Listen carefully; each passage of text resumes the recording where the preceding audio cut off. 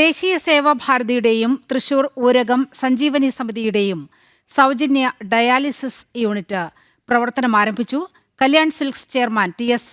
പട്ടാഭിരാമൻ ഉദ്ഘാടനം ചെയ്തു. നിർധനരായിട്ടുള്ള രോഗികൾക്ക് തീർത്തും സൗജന്യമായി ഡയാലിസിസ് ചെയ്തു നൽകുന്ന സംരംഭത്തിനാണ് തൃശൂർ ഊരകത്ത് തുടക്കമായിരിക്കുന്നത്. ദേശീയ സേവാഭാരതിയും ഊരകം സഞ്ജീവനി സമിതിയും ചേർന്ന് നിർധന രോഗികൾക്കായി പണിത dialysis centre Kalyan silks chairman TS. Pattabhiraman ഉദ്ഘാടനം ചെയ്തു. സഹായങ്ങൾ ചെയ്തു കൊടുക്കുന്ന കൈകൾക്കാണ് മഹത്വമെന്നും ഡയാലിസിസ് വലിയ സാമ്പത്തിക ചിലവുകൾ ഉള്ളതാണെന്നും ടി.എസ്. പട്ടാഭിരാമൻ പറഞ്ഞു. പറ്റാവുന്ന രീതിയിലെല്ലാം നമുക്ക് പറ്റാവുന്ന രീതിയിലൊക്കെ നമുക്ക് ചെയ്യാൻ സാധിക്കാറുണ്ട്. സാധാരണ പറയുന്ന മാതിരി തന്നെ hands that give is holier than the lips that പ്രേ.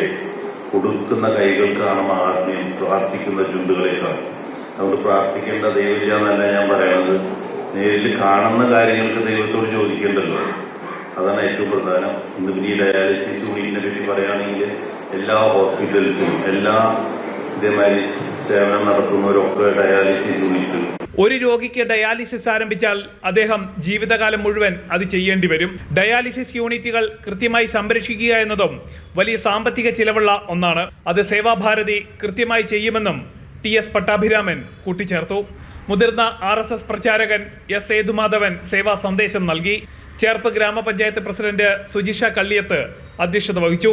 ചടങ്ങിൽ ആത്രേയ ആശുപത്രി managing director doctor Ramkumar Menon MOU കൈമാറി.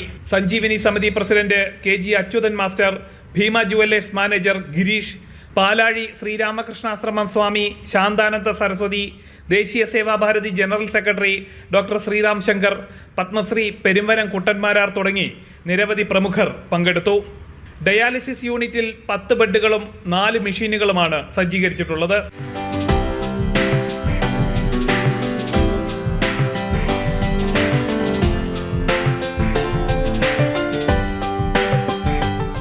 നിർധനരായിട്ടുള്ള രോഗികൾക്ക് തീർത്തും സൗജന്യമായിട്ടായിരിക്കും ഡയാലിസിസ് യൂണിറ്റിന്റെ സേവനം.